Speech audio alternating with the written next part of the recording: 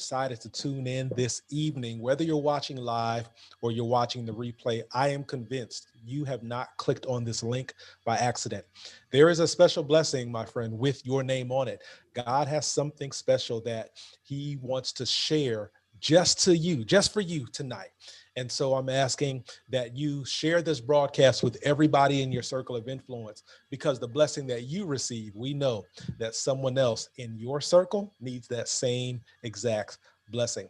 My name is Daryl, and I have the privilege of serving as one of the pastors at the great Decatur Seventh-day Adventist Church. Tonight, we have a topic called good grief. That's right. Good. Have you ever just declared good grief? So much has gone on this year, this 2020. Top of the year, we lost one of the greatest sports legends around, and Kobe Bean Bryant. Shortly after that, the world got hit with this coronavirus pandemic. Many people have lost loved ones. They have declared over 300,000 people dead. That is 300,000 people that are not around the Thanksgiving table and around the Christmas tree this year. And not just 2020, but grief and loss during the holidays. It's kind of hard, period. Then on top of that, you factor in all of these people who have either lost loved ones, who have lost jobs, who have lost homes. This has been a season of great tragedy, but I believe God will turn our mourning into dancing. He will turn the years that the locusts have eaten. He will restore that in our lives. But we wanted to give you some tips tonight on how we can get to that next level. We're not asking you to hurry up and move past your grief. We're not asking you to forget everything that has happened, but we are saying how important it is to get the tools necessary to cope during this grief, so that you don't lose yourself in the midst of this loss. Let's get started with a word of prayer. And even as I pray, I ask that you share, because this tonight, I believe, will bless you indeed and enlarge your territory. Spirit of the living God, fall afresh on Facebook, fall afresh on YouTube. Let every internet connection be solid and stable, and let the words that go through this internet broadcast bless someone who is struggling right now with grief, with loss, just having feelings of despair. Let this be the thing that they have been praying for to get to the next level. I pray that you wipe every tear, and I pray that you come soon. In Jesus' name, amen and amen. We have some awesome and incredible panelists, and I'm going to turn it over to our lead pastor, Dr. Compton Ross. He's going to introduce our special guest. After he introduces our special guest, we have a very special slideshow that we want to share for just the members, family, and friends of the Decatur Church. Dr. Ross, how are you, man of God? Man, I am doing absolutely awesome. I am just overjoyed to be here with the people of God. Whenever the people of God get together, I'm just glad to be in the midst, because Jesus says where 2 or 3 are gathered, there he is in the midst to bless. And so I'm just glad to be alive tonight, to be healthy. And truly, it is the Sabbath. We want to welcome so many of you who are joining us here on Zoom and watching us Facebook Live or YouTubing. We are so glad to have you with us. Look, we have a very esteemed panel with us this evening, and I'm going to circumvent a lot of things and just say a few words about each of them, because our time is very much on the way. But I want to let you know that these 3 individuals, these panelists, are most competent and able to deliver on our topic tonight. We have Dr. Sanders Mompremier, who is a licensed psychiatrist.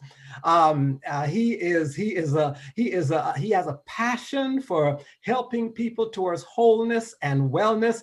He's been with us before, ministering alongside his lovely bride, Dr. Laninia Mompremier. Amen. Good to see you, Laninia. She is a licensed psychologist and also passionate about helping people to find health and wholeness. And then we also have joining us for the first time tonight, all the way from the area of Loma Linda, California, and in the person of Dr. Wendella Ray. I just know her. We call her Wendy Ray. And Dr. Ray is also a licensed psychologist who has a burning passion to just help people take control of their lives and to live their best life. And she just happens to be my cousin. Dr. Ray, would you just kind of wave your hands to the folks? Amen, amen. We're so glad, Wendy, that you're with us tonight, along with Lanini and Sanders, and we're looking forward to having a truly engaging time, a time where we can grow and experience the healing touch of God. Pastor, I'll turn it right back over to you at this time. Praise the Lord. And again, thank you so much, panelists, for consenting to be with us tonight to provide hope and help and healing through the gifts God has given you. I'm going to turn it over now to Rear Admiral Clara Cobb. She is our grief ministry leader at the Decatur Church, and she has a very special presentation that she would like to share with us at this time. Clara, how are you? I'm doing well. Thank you so much. Good evening, everyone. On behalf of the Abundant Living Grief and Bereavement Ministries, we would like to present a virtual memorial slide presentation to celebrate and honor families that have suffered losses in 2020. I want to share a quote from the book Through a Season of Grief by Bill Dunn and Kathy Leonard. Although countless people have experienced grief before you, each person's response to grief is different. Your path of grief will be uniquely your own. Be encouraged that regardless of how your grief appears to you or others, it has a precious uniqueness to the one who created you. God, who knows intimately your personality, your relationships, and the experiences of your life, knows your grief and is not shocked or surprised by your responses. Father, thank you that my way of grieving is distinctly my own, reflective of all who have you who have sovereignly created me to be and the experience that I have. And I want to thank you, Pastor Palmes, for this opportunity to show this slide presentation to our church family and Pastor Ross. I want to thank Regina Hackett for her creativity and creation of this presentation. In the background, you will hear some music, and it's a beautiful instrumental rendition of Be Thou, My Vision. And I want to just share one verse so that you can appreciate how beautiful this song is. O high King of heaven, when battle is done, grant heaven's joy to me, bright heaven's sun. Christ of my own heart, whatever befall, still be my vision, though ruler of all. So thank you. And Pastor Palmes, would you please share the video?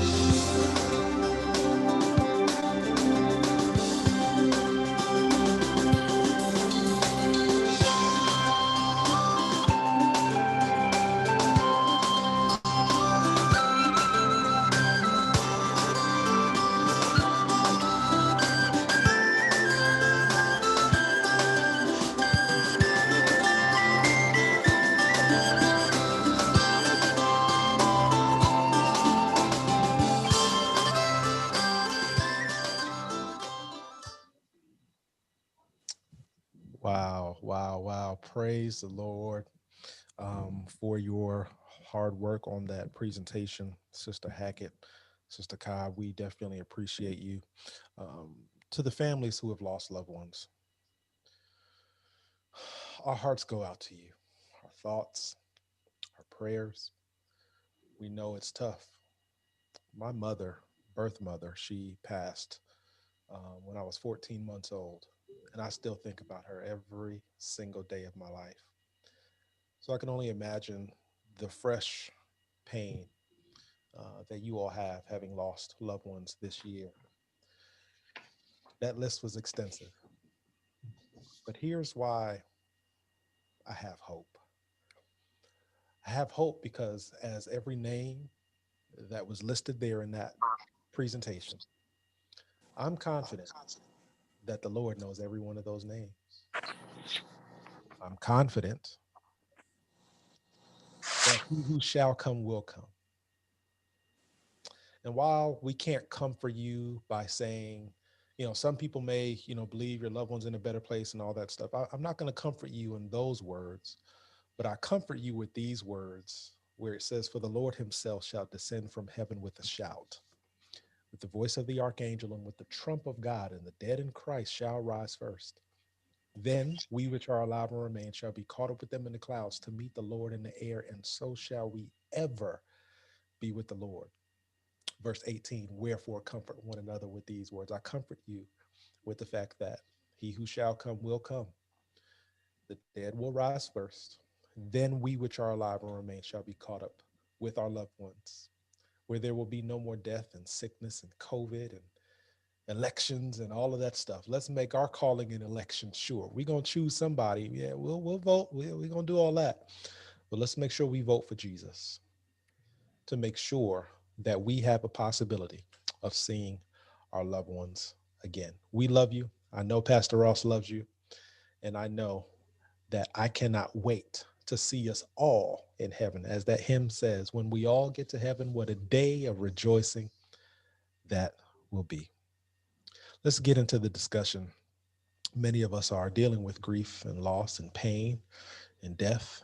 We titled this discussion today, Good Grief. Good Grief.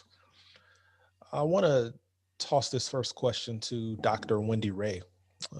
And we'll just have a few minutes of a roundtable discussion before we get into the real meat of what we want to talk about today. But Dr. Ray, in your experience, is there such a thing as good grief? I know it's a statement, but is there such a thing as good grief?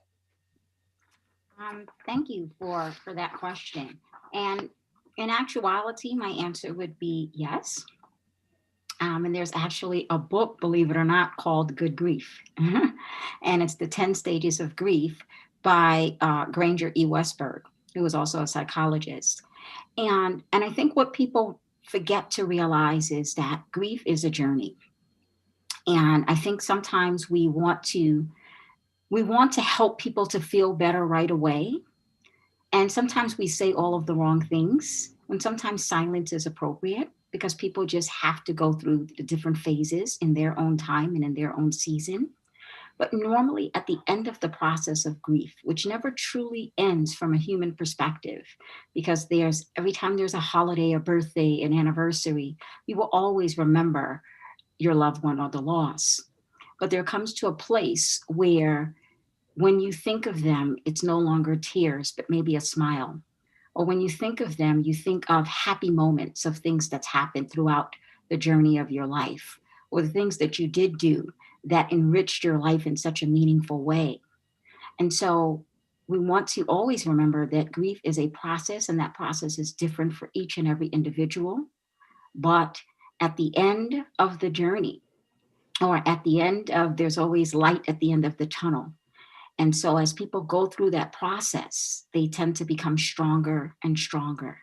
And very few people, they don't bounce back. But for the most part, when you have good support and you are trusting in God, even though sometimes you may separate from God in the process due to your different stages and anger of the process, at the end of the light, at the end of the tunnel, quite often, it's a good process for growth for you, because we believe that we'll see our loved ones again someday. But throughout that journey, I believe we think about our mortality a lot more than ever before. And the Bible even tells us that. It's better to go to the house of mourning than the house of laughter, because something happens within ourselves where we want to no longer take life for granted. And in doing that, we tend to grow into a better being, a better person. We want to celebrate people while they're alive instead of waiting until they're dead. And we want to experience life to the fullest. So my answer would be, again, yes, I would agree with Granger Westberg that there is such a thing called good grief. That's good. I appreciate that. I want to backtrack a little bit because maybe people have an issue identifying what grief is. Dr. Monpremier, I'll toss this one to you, Sanders. What is grief in your, like, what would be your definition of grief? Because I find it hard for people to try to deal with what they can't define. And if you can't define it, you're just scrambling, trying to figure out, okay, what is it? What is it? What is it? What is it? What is it? Digging yourself into a deeper hole. So let's define it so we can learn how to properly deal with it. What would you define grief as? I guess I would define it as, the process of facing, someone accepting and coming to terms, I guess, with the loss of a significant person in our life. Like Dr. Ray had mentioned, it's not a process or a journey that really comes to a full end. And like we all go through the process differently. There is no right way or wrong way. But for me, in a nutshell, is being able to come to terms with having a significant part of our heart, or a significant part, someone who was a significant part of our life, no longer walking the journey right along with us, providing whatever support and affection and love that they provided while we had them in our lives. And like I said, it can be very, very difficult to have to accept and deal with. It's probably not a very eloquent definition, but that's somehow how I conceptualize it. No, that's good. I think right now people need to hear practical. We'll get to the scientific in a moment, and that actually kind of leads me to the next question.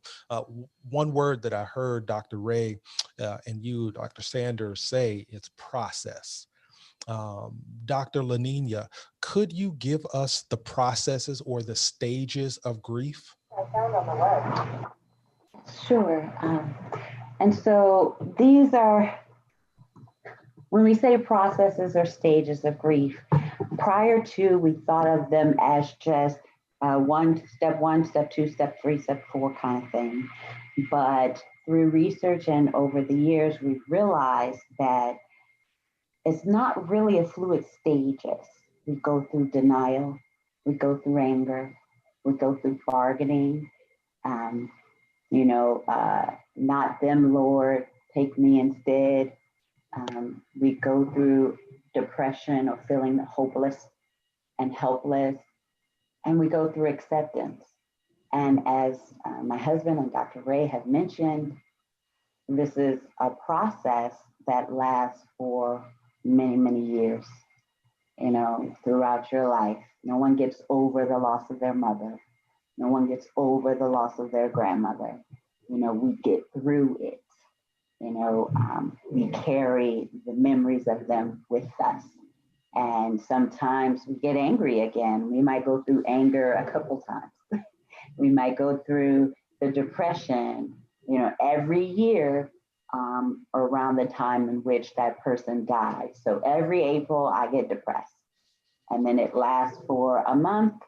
And then it starts to subside. I get back on my feet, but pretty much the whole month of April, I'm good for nothing. These are some of the processes that people go through. And as we have studied more, we've learned that it's not a direct process where you go through one stage after another in that specific order. This may seem like a silly question, but you mentioned something in that, hey, every April someone may get triggered in something, right? Obviously, grief hits people in different ways. Everybody's different. The relationship you had with your loved one, etc., it's different. When people say, "I know what you're going through," no, you don't, because you don't know the relationship I had with so and so. However, based on the denial, the anger, the acceptance, and whatnot, do people experience similar emotions during that triggering event? So you say every April it may happen, and if I were to hit the anger stage, is that the same for you in your anger stage? Like, is it the same? I don't know if I'm wording it right, but I just want to help those individuals out. So, when you hit that anger phase, boom, this is what you can do to help you cope with that. When you hit the resentment phase or the denial phase or the bargaining phase, right? These are some of the steps that you can do. So is it the same, or is anger different, or bargaining different? Talk to me about that for a little bit. And any one of you esteemed professionals, jump in at any given time.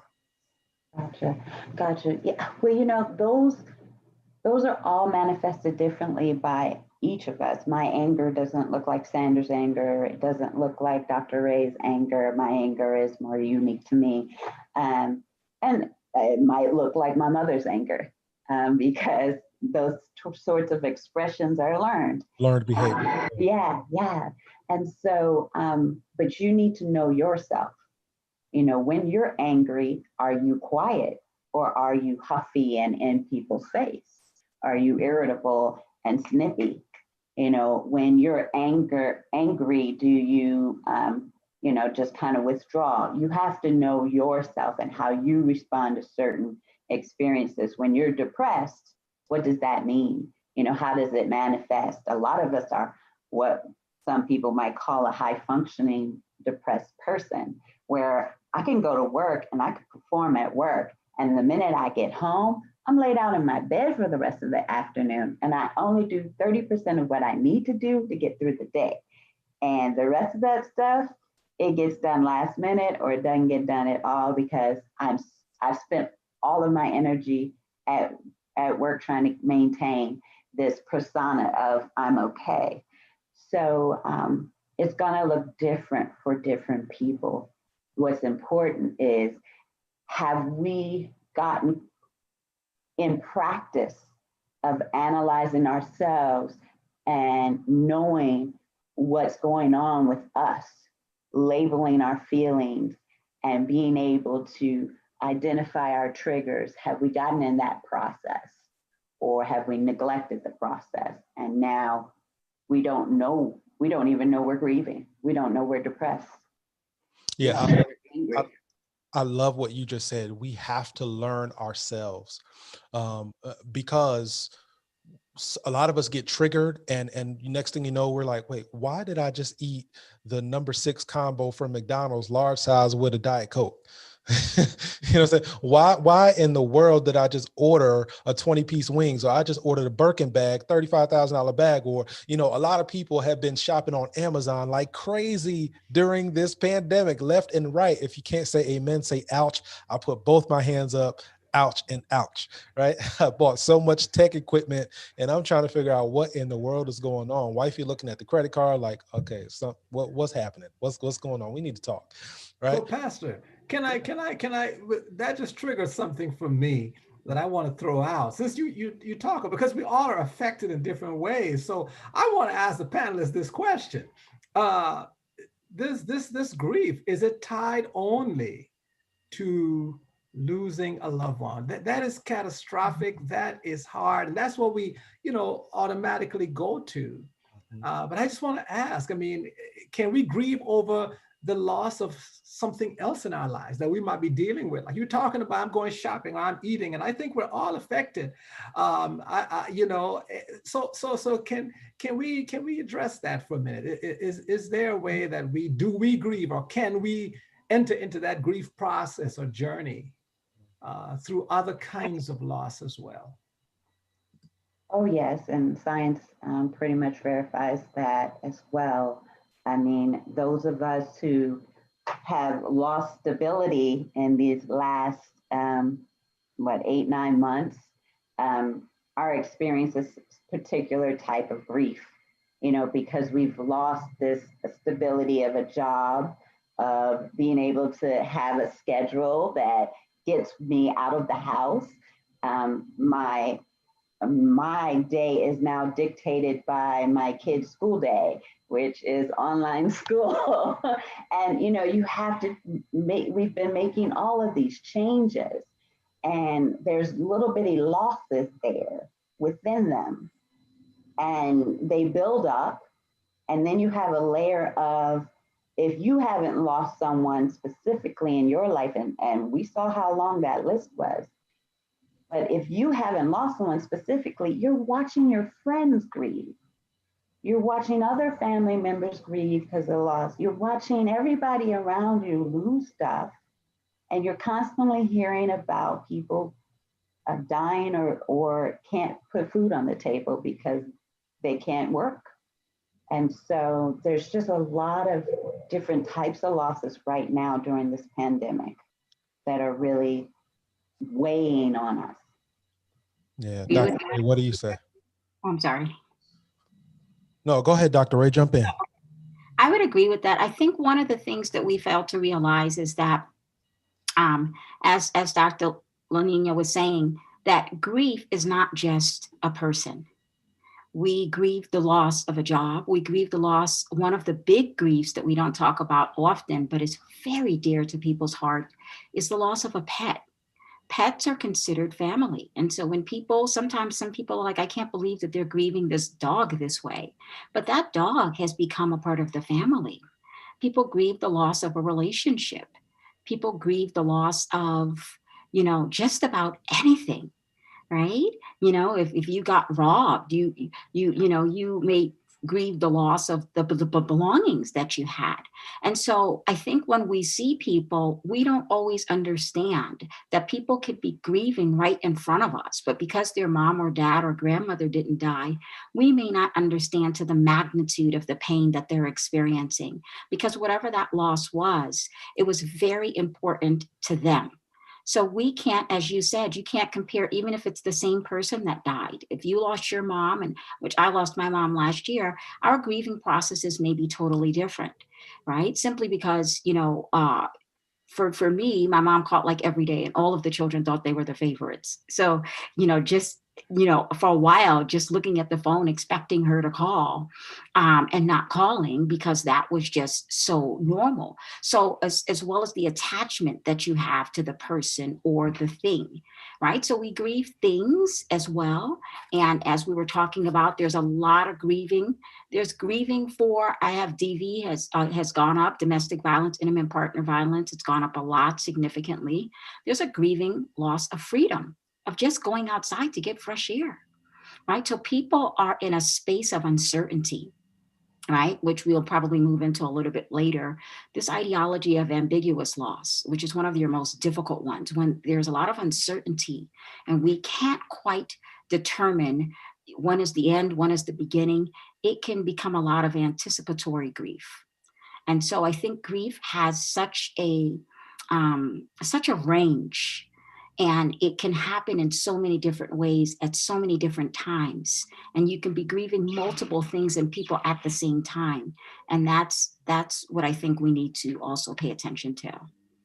So, Dr. Ray, I want you to stay there for just a moment. We're going to talk about, grief in children and suicide prevention. And we're going to talk about a lot tonight. But I want you to stay here really quickly. And I want you to talk about um, marriages and relationships and dealing with loss, and the two people are still together, right? How can let me dig a little deeper there. So I coach couples, and one couple came up to me and said, well, one gentleman, he was like, look, man, my marriage is over. I'm done with her. And I was like, man, why? What's going on? He was like, well, COVID just, this is why. COVID really messed us up. And I'm saying to myself, wow, did your spouse get COVID? No. Did you get COVID? No. Well, chances are COVID didn't mess up your relationship. COVID probably just showed you what was already in your relationship. Now that y'all are being forced to be in the house looking at each other all day long, right? Talk to us about relationships right now, and the importance of making sure we don't lose what's right in front of us. Talk to us about That's that for a really, minute. really important. That's really important. First, I just remember I want to clarify that I'm a licensed marriage and family therapist, not a psychologist, cousin. That's good. Yes, I really focus on the systems at large. And one of the things that, like the couple that I had yesterday, one of the things that increases tremendously at a time like this is anxiety. And anxiety presents itself in so many different ways, especially when we have uncertainty for such an uncertain amount of time.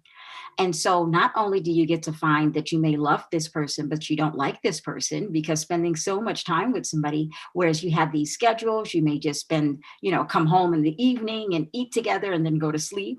Now you're at home all the time. And so you realize that you have to learn to sometimes like your partner again, because this idea of spending that amount of time, the truth is at any point it can drive anybody crazy, because as Dr. Lenya says, that you're having your children, that you have to deal with their emotions and dealing with this whole online school thing.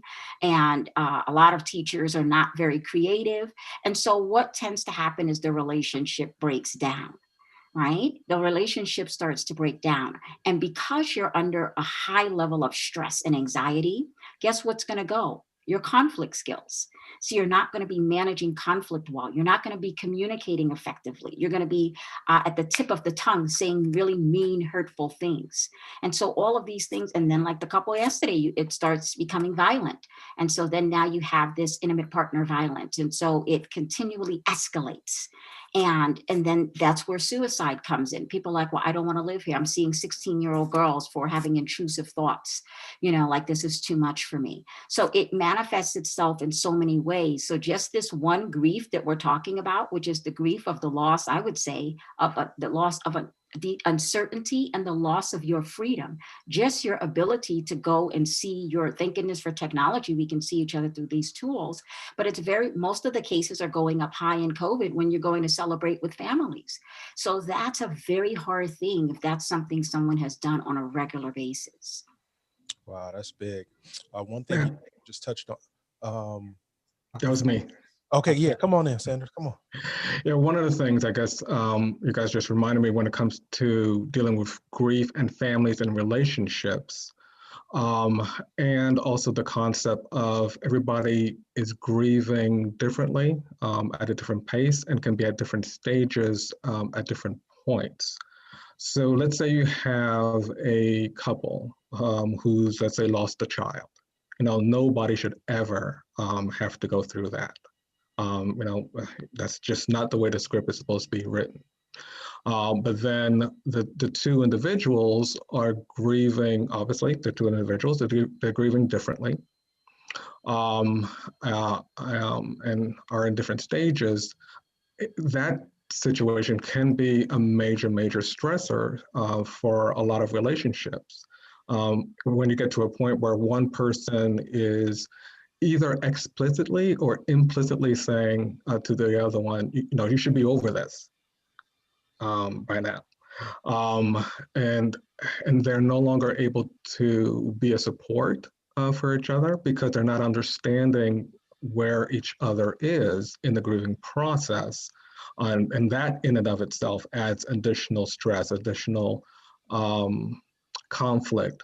On my end, I know a lot of relationships unfortunately don't end up surviving the loss of a child because of that.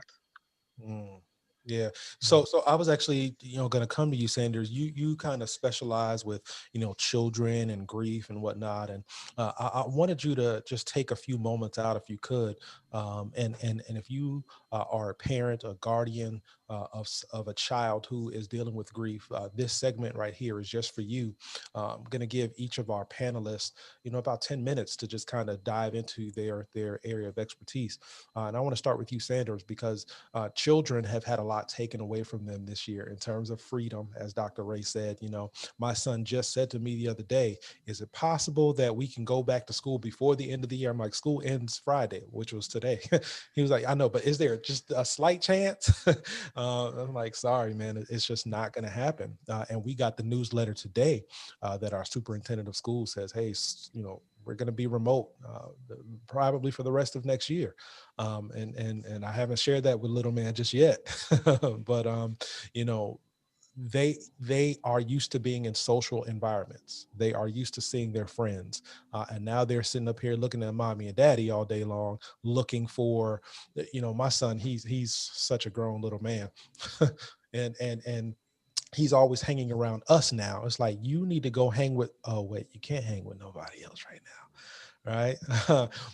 Talk to us for just a few moments, if you could, Sanders, about how children are processing grief, not just COVID, but the loss of loved ones, et cetera. If you would be so kind.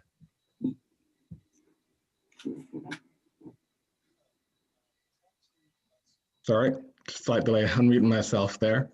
Now, I did have some of the slides, I guess, that I prepared to try to go through that. Now, there's mostly, I guess, 2 or 3 things I wanted to go over when it comes to children specifically.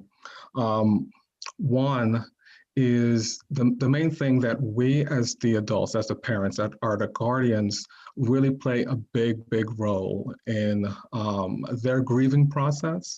Because one of the main things is, these are powerful, strong emotions, and they're looking for us, essentially, as adults, to help guide them and show them how to cope. Because that's the role that we play, and they get our cues, essentially, from us. Now, hold on 1 second here. Sorry. And one thing to keep in mind is this is not only just a case when it comes to grieving or loss. I mean, this same thing happens when it comes to divorce or other major family stressors or traumas. They can also get concerned about us. If we look like we're stressed or not having it, not being able to hold it together, that gives them some kind of a cue that that maybe they can't bring everything to the table over. So that's one of the things to keep in mind as we're trying to help them get through the process, because in their own way, overall, they may not use the same language or the same terms that we're using, but they're asking the same questions that adults do when we're dealing with a death, and that can include, how can something this unfair happen? That's a part of the thing that we talk about and get in the anger stage as adults. How can I go on if I'll never see this person again? What's going on? What's going to become of our family when what we thought and felt was stability and something that was going to be just part of life forever is taken away from us. God forbid, also thinking about, who wants to live in the world when this sort of thing can happen. Now, when one of the things that I hear or that comes up in conversation a lot is, how do you talk to the young one, depending on their age, about the loss of the parent or the loved one, their uncle, their grandparents. And with a lot of things in general, for me, it's a lot easier if we actually start by asking them the questions and finding out exactly what it is that they already know and understand. Because you may be surprised in both directions. You may be dealing with a young one who, went to our, Adventist school, and they just went through some Bible lessons, and they have a more sophisticated thought of death than you thought, or it could be the reverse. So always starting with getting a sense of where they are, and then our job would just be to somewhat fill in the blanks and correct anything that needs to be correcting overall.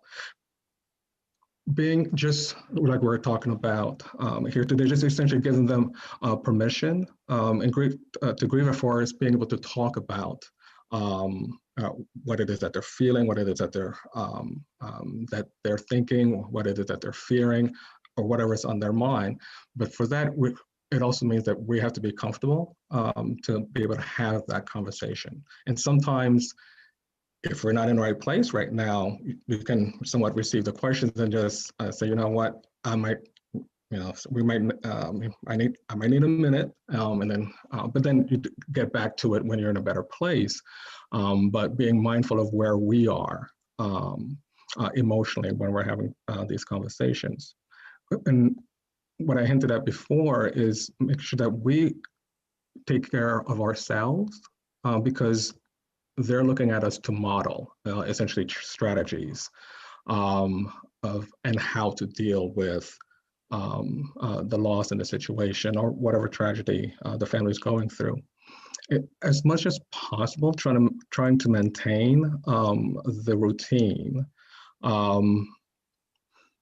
that they are used to and comfortable with.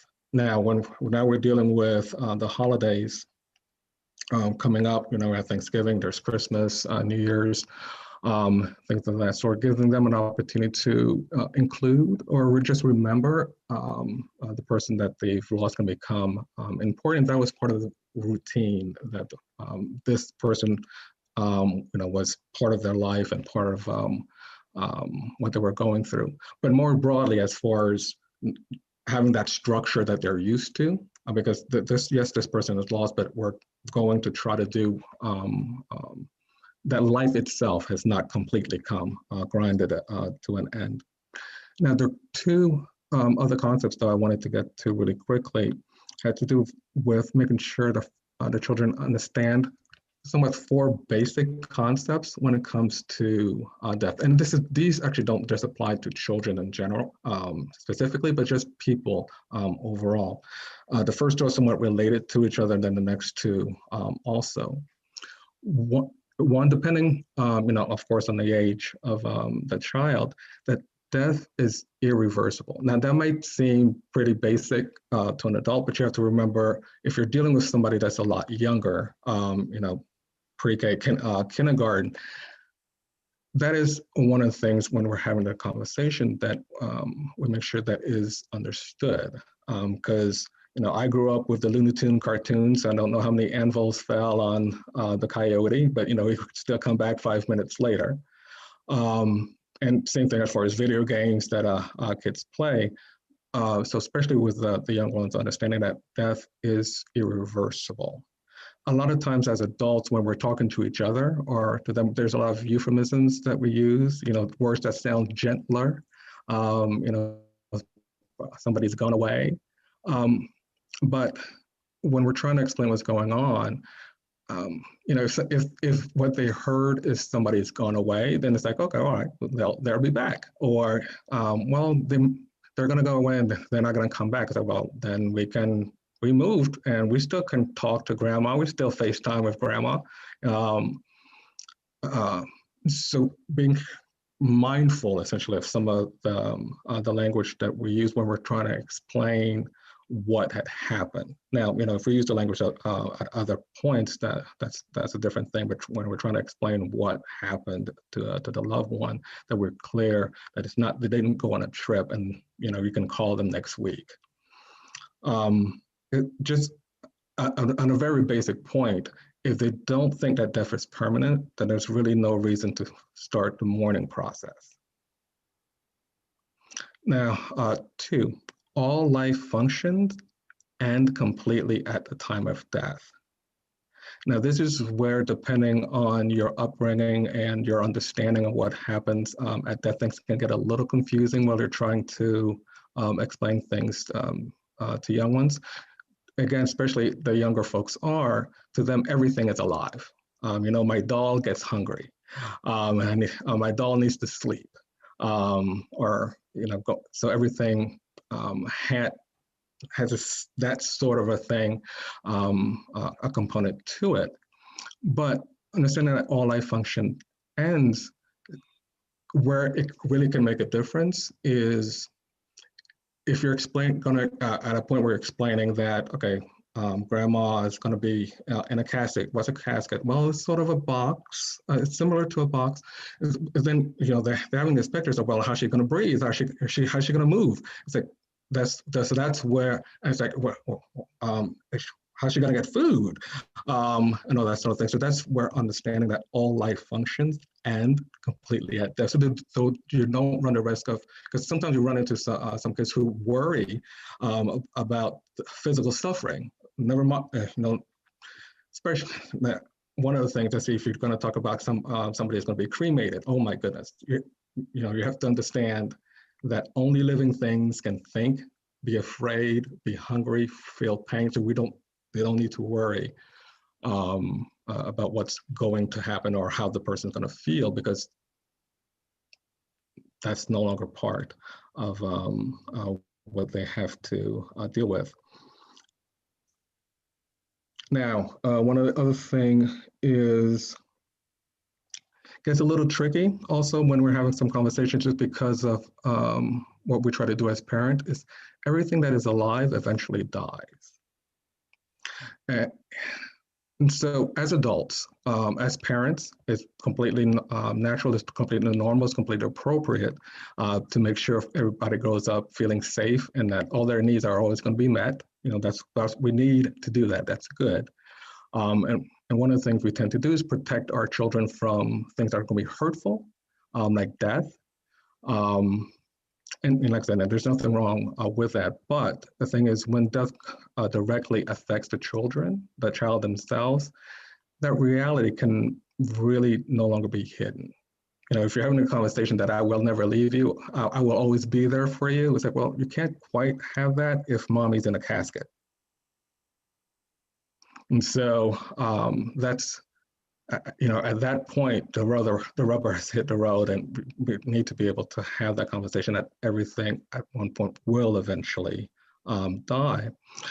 And also, when you understand that that's just part of the process, then it decreases the likelihood that they'll fill in the blank as far as that, did I do, because especially the younger kids where magical thinking comes into play. It's like, I had a bad thought. I was angry with mom in my head, and then she died. It's like, well, no, that's not what happened.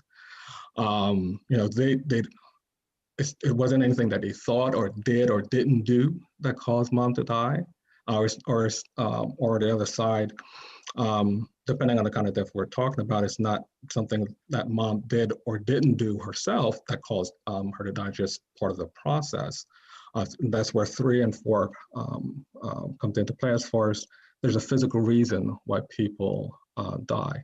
These are somewhat hard conversations to have, and need to be done at a level that they can understand, but just a couple of things to think about. Now, really quickly, another thing that comes up all the time had to do with attending the funeral service or being part of the service overall. Generally, what we talk about is it's generally best to give them the opportunity to attend a service or be part of the service. Because one of the things to be mindful of is we as human beings tend to fill in the blank with stuff that's scarier than what reality is. So we may want to protect them from that, but they'll fill in the blank with something. So it's better that we actually have the conversation. And again, this is not necessarily to force them to go, but at least they would have the opportunity to be part. And that, because then it becomes somewhat real for a lot of folks. If you think about all the funerals that you've not been able to attend, and it does rob you of a part of the process. Now, with the children, it would be really important to explain what will happen, talk about all the specific things and what to expect. And then, they can decide whether they want to attend or not attend.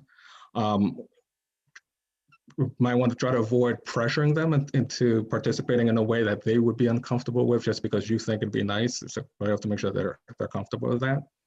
And ahead of time letting them know that if they needed to step away, that is okay. It's fine. Even if so, they can change their mind at any point. Now, one of the things that can be helpful overall is having an adult that's not too close to the death. Somebody that they know, but could step away with them if they do decide to go to the service and then need to be taken away. So you don't want,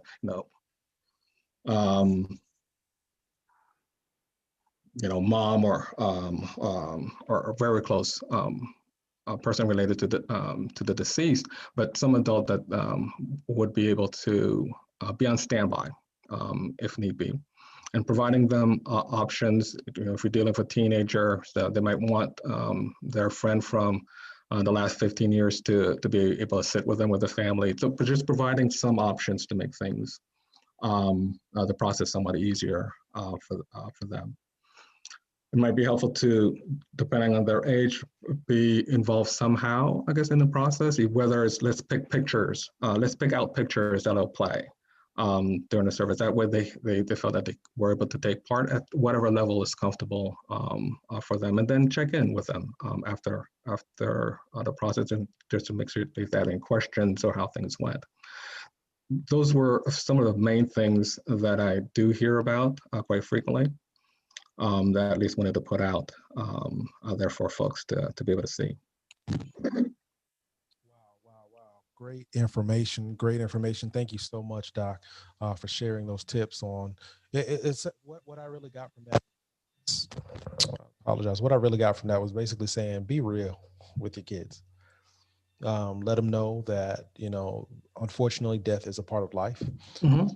And I think when we stop sugarcoating the situation, the faster they can go through their grieving process or the stages we talked about earlier. I want to toss it back to Dr. Ray for just a few moments. She is a licensed marriage and family therapist. I want you to talk about two things, if you could, Dr. Ray. I want you to talk about the loss of a spouse, someone who has been married X number of years, and, they, some friends of mine just celebrated their 20th anniversary, and he commented, man, I've been with you over half of my life. I don't even know what life was before you. Think about those individuals who have been married 20, 30, 40, 50 years. And unfortunately, they lost their spouse, and now they don't know what to do. Can you talk for a few minutes, Dr. Ray, about coping and some strategies that they can employ so that they don't lose themselves? And also, I want to go back a little bit to dealing with those individuals who are dealing with the loss of freedom, and they're, facing divorce right now. Because again, here's a reality. People will go to work and that was their break from their spouse. You will go to work for 8, 10, 12 hours a day. You come home, you may or may not eat dinner with the family, do some homework with the kids, maybe not. Look at your spouse and say, hey, is tonight the night? It is. Okay. You have worship and praise. If not, okay, cool. Let me turn over and go to sleep. You know what I mean? And you get caught in that routine. Now the routine is gone and you're looking at each other all day, and you're like, it's almost like empty nest syndrome, where the child goes away to college and now it's just you two. And you're like, what, do I even like you right now?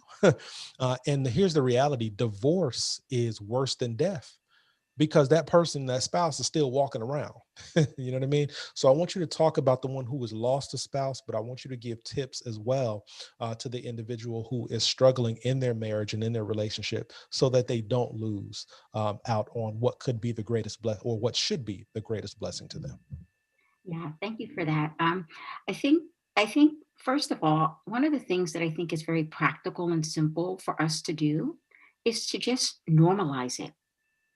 There are many couples who are married longer than they are single. So I've met, when I go to the nursing home and you see somebody grieving who's been married for 50 years and they're 70, right? Literally, their human lifespan has been married longer than they were actually single. So to wake up in the morning and not have an individual identity, it's not unusual, right? To wake up, and I had one client, she for 2 years couldn't clean out the closet, right? And her anxiety was getting so high every time she had an opportunity to do it. So we went through some techniques to empower her to be able to do it, because I think sometimes people think that if they go touch the things or if they deal with it, they're getting rid of the person, not realizing that we can create rituals and many different things because that person is always with you in some form or another. So the first thing is normalizing the fact that when you lose a loved one as a spouse, outside of a child and a parent, it's one of the most difficult losses to have. Second, that it would be an identity crisis because for so long you've done something with a partner and now there is no partner. And for so long you've felt like this person completed you. People like to use that terminology a lot, and now you're alone. And so this idea of learning to be alone and to be with oneself, it's a very difficult thing, especially if you've been married and you've had a pretty decent marriage. What people don't realize, even if it was a tumultuous marriage, it was still a routine. It was still a routine. It was still someone who you did everything with and you had this identity in. And so this idea of losing them, we tend to deify people when they pass away, which means that we forget about all of the negative a lot of the times and we focus on all of the positive. So in that sense, if you're waking up and you're just thinking about the positive, it's going to be very, very hard. So some of the very practical things is to help them to tap into some of their other supports, to not be alone, since loneliness tends to be a lot of it. We isolate. Some people isolate when they are grieving, or they feel like people just don't understand. And I think as people who are part of the support system, we need to allow people to grieve and be comfortable being uncomfortable with that and not rush them through their grief because we don't want to feel bad. I think quite often the people who are supporting, they don't want to feel bad. So they want to quickly make you feel better. But it's okay for a person not to feel better. It's okay to cry. It's okay to be sad. It's okay to be angry.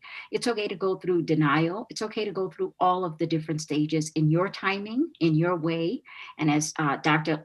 Lanina said, it's not fluid and they can come and go. And so one of the things that I think it's comforting a lot of the time for Christians is knowing that there's this blessed hope that one day we may see each other again. And there's something that Dr. Sanders was talking about before, and these things, I'm very careful with words now, because a lot of the times we'll say, oh, I'll always be here for you no matter what, or I'll never leave you, or these kind of things, especially with children. And you want to be careful of those things, because then it's like, but you promised you would never leave me. Now you've left me. This is so unfair to me. Right? Because at any point, somebody can pass away. So to use words, what I like to call as absolute words, they tend to sometimes come back to haunt you. So you want to kind of stay away from absolute words, because those absolute words, we can't fulfill that, because only God knows how long we're going to be here. Yeah. Right? So another thing is trying to get them to focus on self-care. There's a word that I like to choose, and that word is believe. And I like to use that acronym for several reasons, because every time you say it, it kind of gives you this spiritual context of, I need to believe. And the B stands for just breathe and believe. Just breathe. Sometimes we just need to pause and just take a breath and just breathe. And just believe that God is going to get you through this, even if you're distant, even if it's far away, even if you feel alone, God is going to get you through.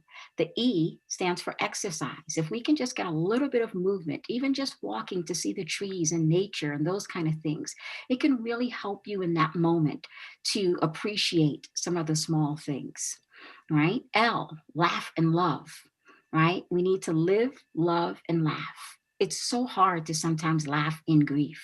But even if you just have a moment to think about your loved one, sometimes with my clients, I just go down memory lane with them and allow them to laugh at some of the great moments that they've shared together. So the L is laugh. The next I, the I is, I am in control of my thoughts and actions. A lot of people who have nervous breakdowns, they tend to forget that because you have these overpowering thoughts, it doesn't mean that they have to stay with you. At any point, we can redirect and reframe and refocus our thoughts. So when we find ourselves getting into this serious anger, I want you to experience your feelings. But if it's going on days and days and days, you may want to sit here and say, is this helping me or hurting me? Maybe I need to call somebody and talk to somebody. Maybe I need to read a book. Maybe I need to read my Bible, right? So just this idea of I am in control of my thoughts and actions. The next E is every opportunity, give thanks. In that moment, sometimes I'm saying, what's something that you're thankful for that your spouse was able to? What's a gift that your spouse gave you throughout his or her life? And they can go down so many things of why they were thankful that they married their spouse, right? And then the V is visualize. Sometimes just again, close your eyes and just think about happy moments, a happy place with your spouse, happy things that you've done, and enjoy those brief moments, right? And lastly, I always remind people, even the birds of the air, don't worry. Why should we? Quite often when you lose your spouse, you're thinking, what if? What am I going to do now? How am I going to live alone? How am I? And the brain can starts taking you all these different roads. And just remember something as simple as the birds of the air get fed every day. They never worry. I've never seen birds worry. I don't know about you. I've never seen them worry, but someone is always kind enough to feed them. Someone is always making sure that even they have signs everywhere, nobody cares, they still feed them. And they take care of them just like God will take care of us. So that idea of believe, it can be very soothing and calming, just like us understanding and empowering people, letting them know it's okay to be sad. It's okay to be angry. It's okay to feel alone. You've been married for so long, or even if you've been married for a short time. I did grief camps where children lost their parents or parents lost their children. They were murdered. And so it happened in a very it was a catastrophe. And so just helping them to create rituals. So that's the last thing I want to say, creating some level of a ritual. Some people plant trees. Some people sit here and they do something significant every time around their anniversary or every time around the holidays. Do create a ritual so that you can remember this loved one in a positive way. One of the rituals I created is albums. I have pictures everywhere. And those pictures help me to remind myself of happy moments when I think of something sad. And so those are some of the things that I share with my clients, and I allow them to have their process. I think that's one of the biggest things. And not telling them it's going to be okay or this and any other. I just allow them to stay in their moment and start giving them tools little by little. And especially if they're older, try to see if they'll be comfortable going to an adult day program or something to make new friends, to do some kind of a hobby or activity or something that really helps them to find life again. Remember, live, love, laugh. To find something to live for again. That's really, really important. Okay, so that's one of the two. Now, moving on to the second, right? So, go ahead. I can't hear you. Real quick.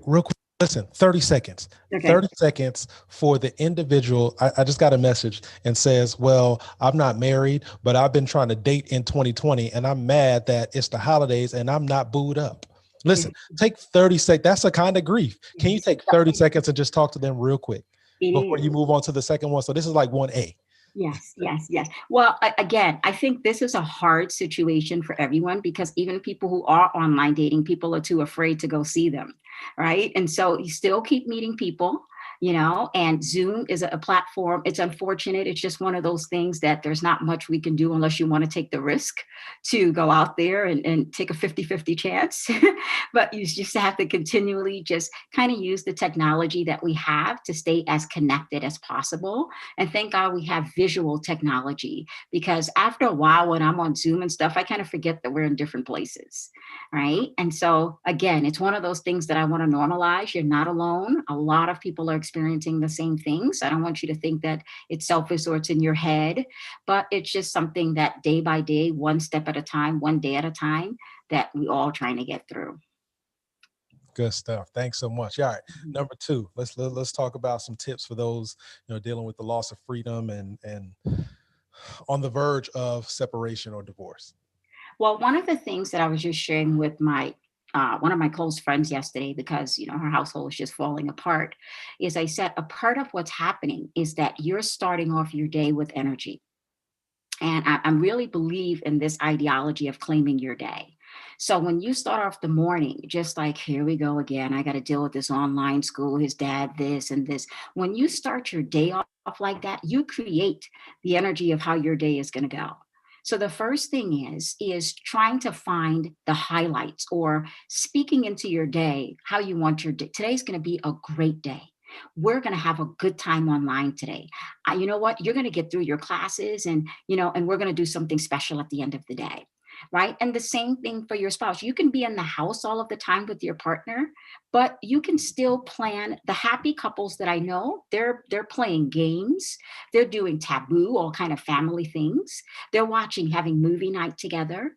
And so there's opportunities to create date nights, even in the house, even if it's just going to take a walk together. So this idea of creating positive things to happen in the household with your children and with your spouse, even if it's just going in the backyard. If you don't have a backyard, this idea of just going to take a walk, or this idea of exercising together. We know when we exercise, we release endorphins, and it helps the body to manage stress a lot better. Right? So movement, if people can move, I always say, even in your home, sometimes it's no longer a sanctuary for people because there's so much noise. And I experienced this as a professor with some of my students. Even if that place, sometimes my students go in the car just to have a moment for themselves. So if you feel like you need a moment where no one else, you don't want anyone else to be there, that place may be your car, to just sit there for a few minutes and not have to worry about anybody. Regroup, again, go back to that deep breathing, and just, you know, meditate and think about some happy moments and happy times. But I think a thing like this, I think about Mandela, who says, I can't remember if he's been incarcerated for 27 years, but the way that he made it was because he moved away from his physical and he focused on visualization in his mind. I think if people can learn to do that, where they're no longer allowing their physical to control them. Like for myself, I'm not sure if you guys can see my background, but I have all pictures that I'm by the water. Yeah. So when I found myself getting a little unhappy, I changed my decor. Listen, I've been low key staring at your background this whole time. Like, she's by the beach. Where did she get that from? My family, we were supposed to go on a cruise this year, and we didn't get. I love the water; it's so relaxing, and we didn't. That picture is significant to me because it reminded me when we went to Hawaii. It looks exactly like our view. So when I saw it, it reminds me. So every time I look at it, I think of Hawaii. So I'm really big on visualization. I'm really big on scenery. If the house has dark colors, put lighter colors in it. But we have to learn and watch comedy. You know, I mean, some of the comedy is raunchy out here, but if you can find like a good few people that you really like, there is nothing. The Bible tells us laughter is good for the soul. We don't laugh anymore. We're watching news and all of the politics and all of this negative stuff. Reduce that stuff because it increases your anxiety. And start bringing in healthy things that keeps you in a happy place. I'm big on my happy place. My happy place is wherever I go because I choose the things that I want to come in. And we have to do the same thing. Make home a happy place. And as a family, decide what things you guys can do together to keep the energy happy at home. Yeah, I love that, you know, because it kind of brings me back to I'm reminded of a song where the wine is. I remember when times were so much easier. You know what I mean? I remember when the TV was shut off at 11:59 and it would just go to static. These were the times we would play Uno and checkers and Monopoly together, and it wasn't as many distractions. You talk about TV shutting off at 11:59. Now you got all sorts of options 24 hours a day. You know, and I just want us to get to that place where we sometimes take it back in order to go forward. Never neglect the importance of just putting the puzzle together. You know what I mean? And going for a walk around the neighborhood. Oh, when COVID first started, I met so many of my neighbors. Now everybody kind of went back into their hole, so to speak. But when it first started, we were all outside. That was good for everybody. Get some good fresh air. Yeah, eat some healthy foods. Go on a picnic. Well, it's cold now, but go on a picnic in the yard, something like that. So I definitely appreciate that. And I just pray that we brought some life to some of the relationships out here, because we definitely don't want to have to deal with COVID and relationship counseling because you're trying to get divorced right now as well. Listen, deal with one thing at a time. All right. I want to shift it, our last presenter, into Dr. Mompremier. And listen, if you have any questions, put them in the chat feature via whatever platform you're on. We'll open it up for just a few minutes. We want to respect everyone's time tonight, so we're not going to be on that much longer. But if you have any questions, put them in Facebook, YouTube, or Zoom via the chat box. Dr. Mompremier is a specialist in suicide prevention. I did a few, well, not did, I was a part of a funeral a few days ago. And one of the individuals, when it was time for the casket to go out into the hearse to get ready to go to the gravesite, they lost it. Like, look, don't close it. All right, if you close it, I'm jumping up in there, you know, and you know, people say, oh, that's the black funeral or whatever, I'm getting in the casket or whatever. It's not funny at all when you're seeing somebody go through that level of grief. But people who have lost loved ones have literally thought about taking their own lives because they don't know how to do life without that loved one. They don't know how to do it without their mom, their father, their spouse, their child. You know what I mean? I want you for a few moments, if you could, Dr. Laninia, to talk to us about suicide prevention. Talk to us, if you could, about not just suicide prevention, but what should we look for in people who are going through the stages of grief, who may be saying, you know what I mean? They may, I think you said it earlier, they're functionally depressed, but deep down inside they're hurting, right? What are some signs that we can look for so that as friends, as Christians, their fellow brother and sister in Christ, we can look to them and say, hey, I see you're hurting. How can I help you? All right. Talk to us for a few moments about that. Yeah. Thank you for the question. You know, it is a time where we're seeing that suicide is on the rise, depression and anxiety is on the rise, just mental health stress is on the rise altogether. And we are trying to make sure that everyone in our community knows the signs and symptoms of suicide. So if you would skip to number 5, slide 5, for me, please. The one talking about the signs and symptoms. You're going to be looking for people who are, first and foremost, talking about harming themselves, talking about wanting to die, talking about being reunited with a dead loved one, talking about him not being able to go on, just like you mentioned at the funeral. And some people are not as overt as that. Some people will just sit with that feeling of hopelessness, believing that nothing's going to change and nothing's going to get better because they have tried several things and yet they can't compel themselves up and out of this position. Oftentimes we want people to pull themselves up by the bootstraps. Well, when you're in a state of stress such that, as my sister was saying, you know, you got the endorphins help fight against that negative stress, the cortisol that's going on in our system. When we're in high stress, we got a lot of cortisol pumping through our body. And that cortisol lowers the other neurotransmitters in our body that help us maintain a positive mood, like our serotonin, which we actually, in a lot of the neurotransmitters, we create in our gut. Our gut health makes a big difference for it. So you're stressed, you're not eating right, you're not exercising, and you have these thoughts that are going on constantly about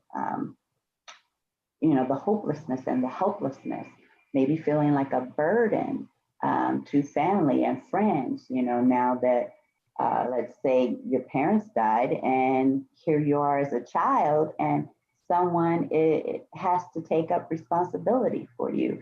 As a teenager, you've got to have those thoughts. Some people turn to alcohol, drugs, or prescription drugs just to cope because they do numb our feelings. One of the biggest problems with that is, besides the physical health ramifications, is that it numbs your brain And so later, when you want to have happy moments and you want to experience happy things, you've already numbed that part of your brain. So you can't feel happy or the depressed. You just have this, and that makes you depressed. So you even have the layers. So people who've had like alcoholism for many, many years describe that, I can't get the thrill anymore, you know, and they might actually do things to try to get that thrill, like jumping out of airplanes or certain things like that. You'll want to look for people who are stockpiling pills or who are ordering extra rope or different things that they might use to harm themselves, a weapon, who are putting their affairs in order, organizing their finances. Now, I've been on this kind of kick lately. I don't know if I should call it a kick, but we're in the middle of a pandemic. So, and people are dropping left and right. So my thoughts are, let's make sure my stuff is in order. So, you know, I've been talking to family members about, okay, well, do you want to be cremated or buried, or do you want a viewing? Do you want this? Do you want that? That is separate from here's my most precious prize, you know, Academy Award. I just want to give it to you because I love you so much. Why would you give me your Academy Award? You know, because you don't plan on being here and looking at it anymore because you're planning to harm yourself. And so those are two different things. So if someone is just logically planning, that's one thing. But if you notice that this planning is a little bit excessive and it's, you know, we need to learn to ask. I talked about putting himself in harm's way, and well, the obvious one is writing the suicide note. That is not a cry for help. That is, this is what's going on with me. You need to know, and we need to act together to help me not take action on these thoughts. As I was saying, we just have to ask the question. You're not, I repeat, you are not giving anyone any ideas about killing themselves by asking. The people who don't want to kill themselves will scoff at you and be like, no, never. And then you'll be like, oh, okay, well, I just have to ask. And they'll be like, yeah, I'm sure. And we'll go on about our business. There's no shame in asking for the question, but there is huge dangers in never asking the question, especially when you see the signs and symptoms. When you see someone just, you know, making it through their day, but when they get home, they're just like laid out and depressed and they don't want to talk to anybody. They haven't called anyone, you know, they just don't seem to be themselves, and no one's asked them what's going on with them. And so you want to make sure that you ask them. Please don't start off. Your first footing is not to convince them not to harm themselves. Your first footing is to gather information. So there is a movement called Question, Persuade, Refer, QPR. And QPR is like CPR for mental health. And so if you see someone who's choking, who is laid on the floor and they seem to be out and they're not, you check for breathing and then you start administering CPR, correct? Well, same with QPR. So if you notice that there's these signs and symptoms, you ask the question directly. And then we're going to go into asking more questions, getting an idea of what's going on with this person, how long they've been feeling this way, what are the frequency of the thoughts? Do they think about this every day, all day long? Are they thinking about harming themselves? You know, can they push the thought out of their mind, or can they no longer do that? Have they been pushing it out of their mind for years or months, and now they just can't. We want to make sure that we listen to the problem and give them our full attention. Suicide is not the problem, okay? That is their solution to the loss of hope. So we have to listen and figure out what hope has been lost.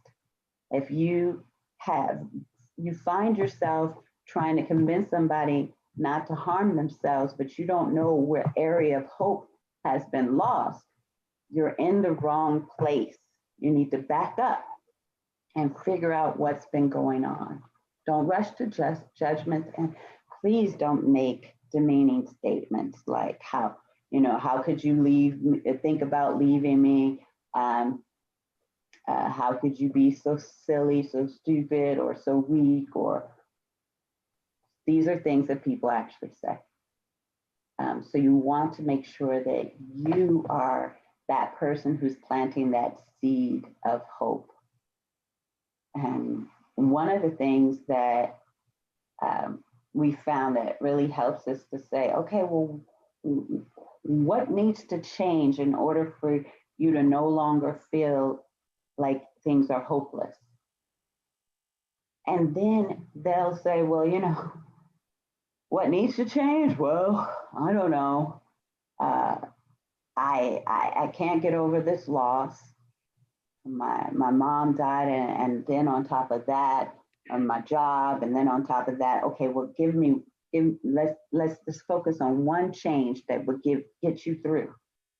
And then try to work towards helping them attain that one thing, because that's that glimmer of hope that's going to help them. You want to make sure that all hands are on deck. So, it's not a secret that you can keep. You're going to tell appropriate people, people who are safe, people who are not going to harm and not going to shame someone more. But get support, friends, ask them, are you willing to let me get some help? Who else knows that you feel this way? Can me and that person friend up and support you? That sort of thing. You want to make sure that you get them access to professional help. So that means sitting with them and talking with the crisis counselor, calling the crisis line with them. That's a really scary thing to do by yourself. So having that family member or friend, whomever, the church member who's with you, to make the call with you, that is a huge relief, and then once they get connected with the resources, we got to follow up. We got to follow up and say, hey, I know you have this appointment tomorrow. I'm going to hit you up at 10 o'clock after the appointment, or do you want to ride? Corona might limit that, but we've got to find ways around it. So we want to make sure that we get a commitment from people to say, okay, they're going to go and see the professional, because they can't just stop at us. They have to get to see the professional who's going to judge whether they are high risk or moderate risk, and what would be the treatment and who all needs to be involved in the treatment. And so that's what the professionals are going to be doing, and making sure that, we prevent any kind of risk. So prevention of risk. Make sure that you talk to the person. Once you get that, what are you thinking? How are you thinking of doing it? How long have you been thinking of doing it? How you are thinking of doing it. Most of the time, people think of a specific way to harm themselves. I have clients who order things ahead of time. So they've already researched what's the best way to do it without hurting themselves or whatever. And they order the specific things on Amazon, and they got it coming. Or they have it sitting in their cart until the day when they are impulsive enough to buy it. That sort of thing. So, or they already have the means available. They live in a home where there's a gun and they know where it is and where the bullets are and that sort of thing. Or they're just going to use the knife or whatever. But get an idea what the plan is and talk to them about, okay, well, your plan is to use this. Let's make sure that we act safely and try to get all of that out of the house.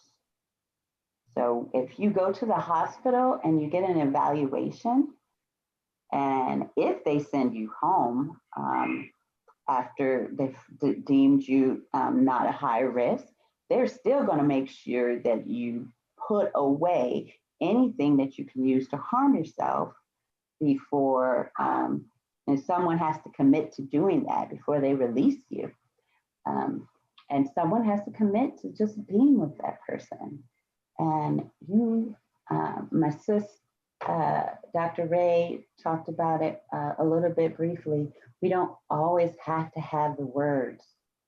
Most of the time, the words that we have are insufficient anyway, and we know that, and that's why we stumble over them. Just sit there. Just say, I love you. I don't know what to say, but I'm here to hold you. You know, I don't even need to, you know, just we want to make sure that that person feels like they are not alone. And this last slide, if you do have a loss for words, these are some of the questions that you can ask. You know, that direct question of, wow, you know, you've lost people back to back this year. 2020 has not been your year, and I can see that, you know, you're depressed about it. Have you ever thought of ending your life? You know, how often do you have the thoughts? When do they come up? Can you control them? Those sorts of questions. We want to know, okay, well, do you own a gun? Do you have a gun? Does someone you know have a gun? You know, is there a rope or what? And you don't want to be the one just like firing questions. You want to get them to stimulate more conversation. The more they're talking, the more they're sharing. The more they're sharing, the less they have on their chest. And the more that they feel heard. And so you want to make sure that, most of all, you want to make sure that people feel heard. Yeah, that's outstanding. One of my cousins took his life a few years ago, and you know, he spoke to me a few days before, kind of like reaching out for help and whatnot. But he, I don't want to get into all of it, but I just wish that. Well, let me say this. Let me say this. Um, Everything that Dr. Monpremier, Dr. Lanini just said was spot on. I don't want you, let's say you lost a loved one to suicide. I don't want you feeling a certain type of way, like, man, I wish I could have done more and this, that, and the other, because what you're doing is putting your, if you know you've done everything you can do, um, don't put yourself in a place of even more grief than the loss itself, right? Just trust that that individual is in God's hands. You know, I talked to my other cousin, my cousin's brothers, the other day, just checking in with them, just seeing how they were doing and how they were coping. And they just said, you know what, I guess it had to happen this way. You know, they're in that stage now of the grief process where it's almost acceptance, you know, and just saying it is what it is. It's happened. We all did what we could do. We put them in touch with who we can put them in touch with. It didn't work. It happened. Now we have to make sure that this doesn't happen to us, right? And that's kind of what tonight was about, guys. We talked about a lot. We talked about relationships, did a little bit of couples counseling, couples coaching for you guys. We talked about COVID. We talked about, you know, suicide prevention. We just want you to know that God has you, but we also need you to know as well that God has placed people strategically here on the earth to have you as well. Don't go through life alone. Don't go through this process alone. Don't go through the stages of grief alone, because it's when you do it by yourself, you find yourself in a whole lot of trouble. And it may not be suicide, but you may turn to narcotics or alcohol or all sorts of unhealthy coping mechanisms. And we had this discussion tonight during the holidays because we don't want you to do that. We don't want you getting too tipsy off the eggnog. Right? We don't want you turning to something that will cause greater harm to you. Pastor Ross is here for you. I am here for you. The Decatur church family and Dr. Mom Prime, actually, Lanina, she actually has some places and places that you can go to for hope when you're feeling in despair. And we can provide that to you if you would like to. Just contact our church and we'll be happy to send you those resources. But our church is a place of hope as well. Do me a favor to each of our panelists, and I'm going to turn it over to Dr. Ross to close us out here. Each of our panelists, do me a favor, look into that camera. I'm going to start with you, Dr. Sanders, and I want you to just take about 30 seconds out. Take 30 seconds out, look into the camera, and speak hope into the individual who is trying to pour into their child right now, who is trying to give their child all the hope that they can muster up. The child is struggling with their grades in school right now, and things are just going haywire, and they really don't want they want their children to be better than them. They don't want their children to hurt like they're hurting. Speak a word of hope in these next 30 seconds to those who are trying to be the best they can be for their child or their grandchild or the one that they are tasked with raising. Absolutely. Absolutely. One of the things that, we're having these meetings at Christmas time or the holidays overall. And even, if we don't know the date that our Lord and Savior was born, but the point that we have is that he was born. He did. God did have the plan. First, he knew we were going to be going through a lot of difficulties, a lot of heartache. And before we were even here, he made a plan to send his son, essentially, to be able to redeem us.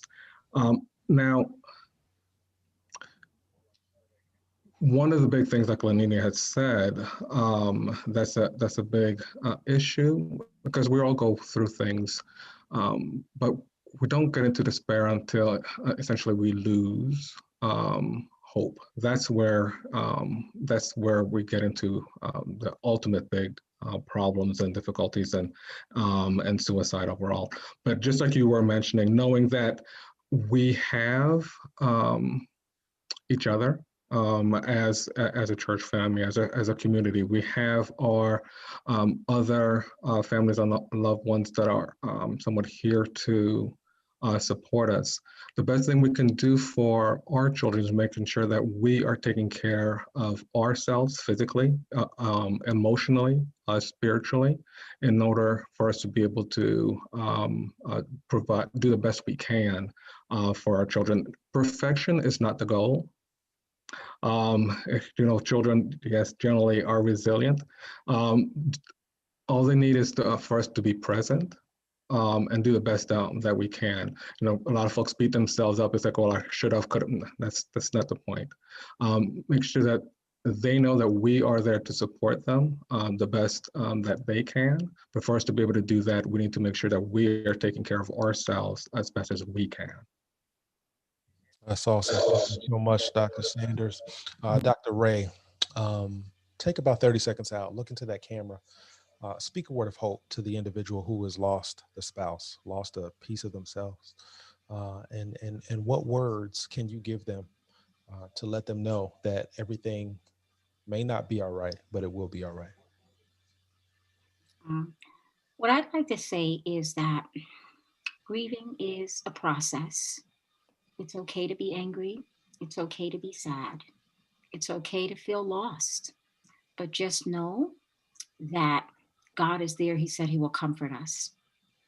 The other thing that I think that we don't talk about, Dr. Linia's presentation was awesome, is the fact that some people get very depressed when their loved one commits suicide because they feel like now they'll never see them again.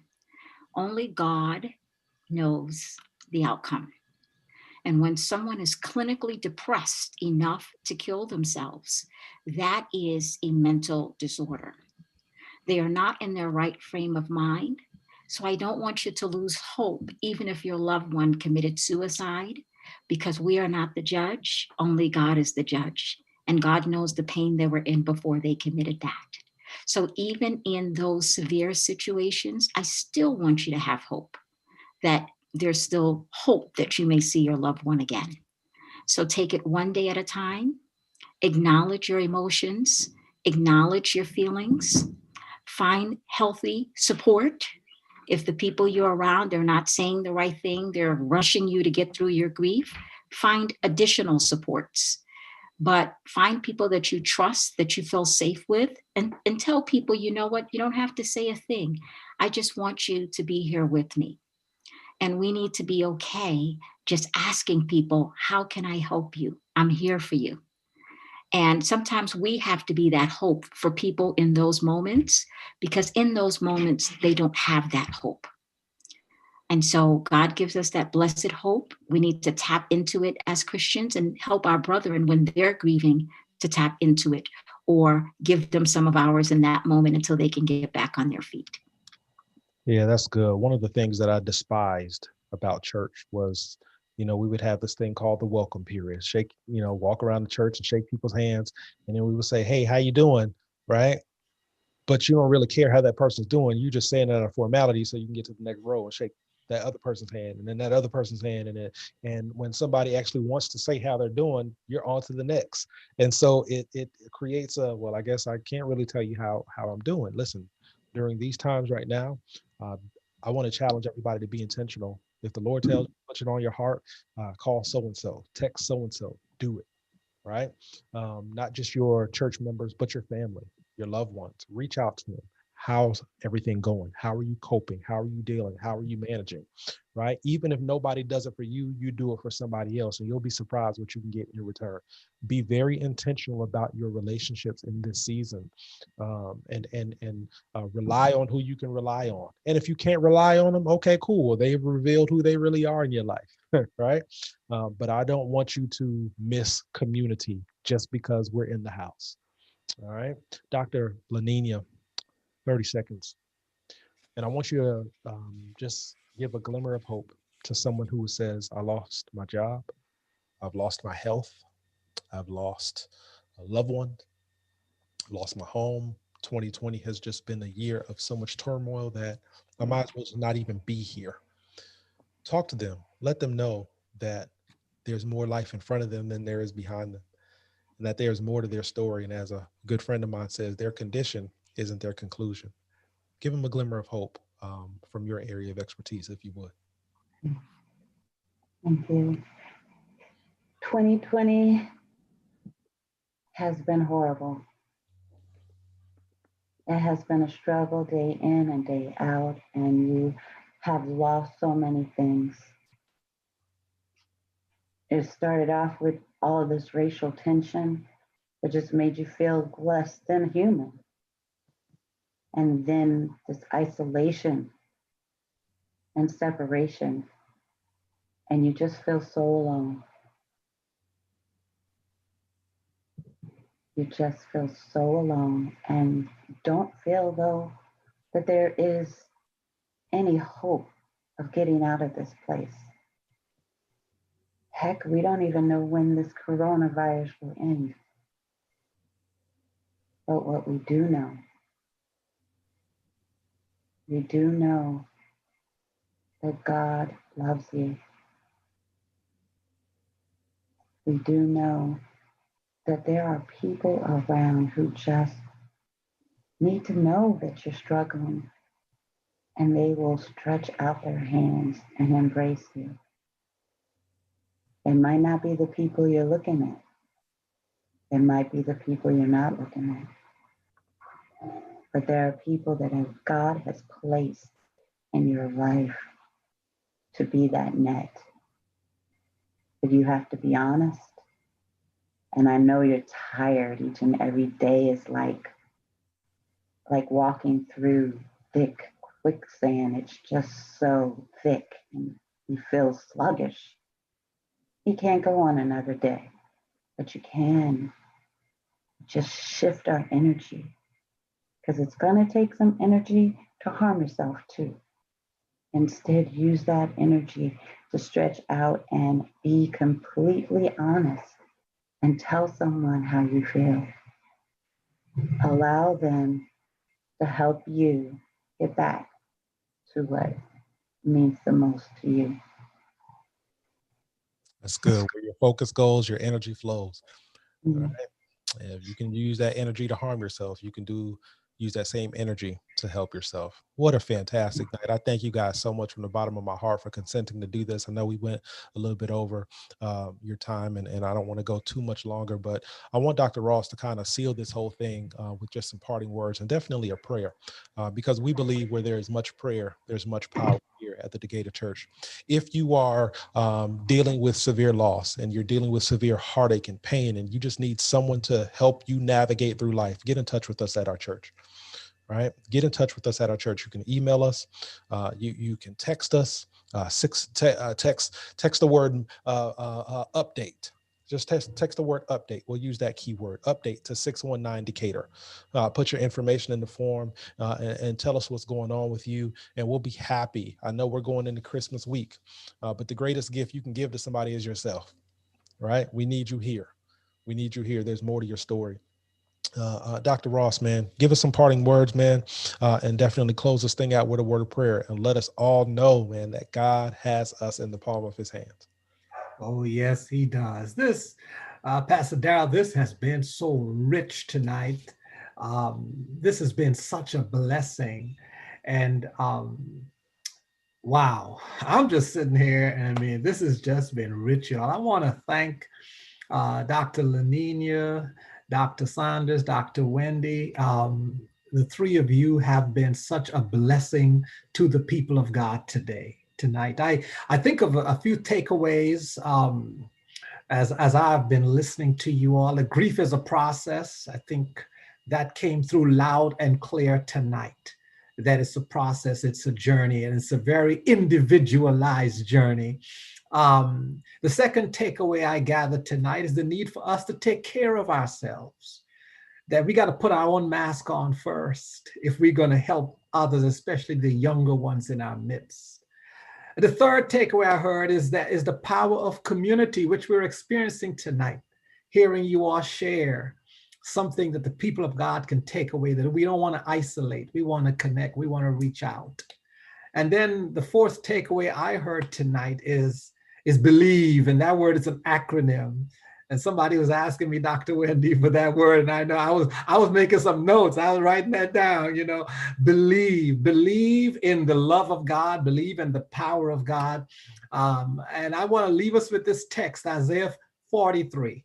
As God deals with the things that frightens us, the things that scare us, the things that threaten to rob us of our hope. And the one phrase that he says there in Isaiah 43, and it is so powerful. He says, "Fear not, for I have redeemed you. I've called you by name. You are mine. When you pass through the waters, I will be with you. And through the rivers, they shall not overwhelm you. When you walk through the fire, you shall not be burned, and the flame shall not consume you." And God keeps repeating, I'm going to be with you. I'm going to be with you. Psalms 23, when you walk through the valley of the shadow of death, fear no evil, for I am with you. That's powerful, y'all. And I want to leave us with that tonight, that God is with us. He will get us through because he is God and he is able and he loves us with an everlasting love. So wherever you are tonight and whatever's going on, know that God is for you. He is not against you. Again, I want to thank panelists. I want to thank Rear Admiral Clara Cobb for the vision to honor our loved ones who shared this journey of life with us early. Thank you, Sister Cobb and Sister Regina Hackett, for the technical details of it. And I also want to thank our host pastor tonight, Pastor Darrell Palmer. He kept pushing me, Pastor, we need to do this. We need to do this. And thank you, my brother. This has been rich, and thank you for pursuing this vision to really minister to the needs of God's people at this time. And you may be watching the replay later on. Do share this broadcast with your family, your friends, your loved ones. Share it with somebody. People need hope. And that's what this is all about. So please share it. Do want to share a few quick announcements that I'm going to have a word of prayer, and then I'm going to allow each of you to unmute yourself so you could thank personally yourself, our panelists tonight. So here's it. Last announcement is prayer, and then you're going to share. Number one, we have Sabbath school on tomorrow. We invite you to join us at 10 a.m., 12 noon. We have our regular worship service. Yours truly will be bringing the word tomorrow. It is entitled A Problem of Plenty. My Lord, my Lord, my Lord, you don't want to miss it on tomorrow. That's going to be at 12 noon. And then we have a business meeting at 6 o'clock p.m. So those are the things that are happening on tomorrow. On Sunday, we have the last Candler Road Black Market. It's a farmer's market. That's from 1 to 4 o'clock p.m. at the Crest Center, 2361 Candler Road. Come out there and connect with us. Pray with me right now. God, we thank you for your goodness and your grace. We thank you, God, for loving us so much that you were willing to pay the ultimate price so that we can have life and have it more abundantly. Give us the power and the grace to choose life each and every day, because you died so we might live. Bless us, God, to share with those around us, to love those around us. God, we thank you for our panelists tonight, the Montpremiers and Wendy Ray. God, we ask that you will just continue to bless them in their ministry, in their ministry to those who are dealing with serious crises and situations in their life. Pour into these individuals as they pour out to others. Keep us this night, Lord, because we cannot keep ourselves. Until the next time, in Jesus' name, amen. Why don't you unmute yourself right now and just thank the Montpremiers, thank Dr. Ray, who is my cousin. Did I tell you all that? Yeah, I think I did at the beginning. But just go ahead and unmute yourself. Amen. Cousin Pastor, I just want to let you know that I put the breathe inside of the chat for whoever had asked for it, the acronym. Thank you. Thank you. Thank you. Thank you, Dr. Ray. So you all can and that was good. I actually copied that and I put it on Facebook as well. So that's in the Facebook chat for those who are watching.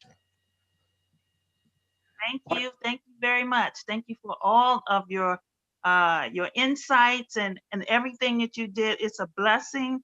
And I know those people who are not church members or just anybody is going to be really blessed by it. Thank you so much. Thank you. I enjoyed it. When you deal in ministry, people are going through so much, and it has been an enlightenment, not only for those that are grieving, but for me to relate to those who are grieving. So I just want to say thank you. Thank you so much. My soul was blessed. Anthony Roy, we see you, fam. We got you. We're praying for you. I see you on Facebook. Ortrine Gordon says thanks as well. Rosemary Graham, our disabilities coordinator for the church, for the conference. She says, thank you. Emily Winston says, thank you. Very power-packed presentation and very needed. Thank you all for offering such a relevant ministry. Karen Henry Saunders, we see you, girl. She says, thank you as well. A lot of people are saying thank you. Yep.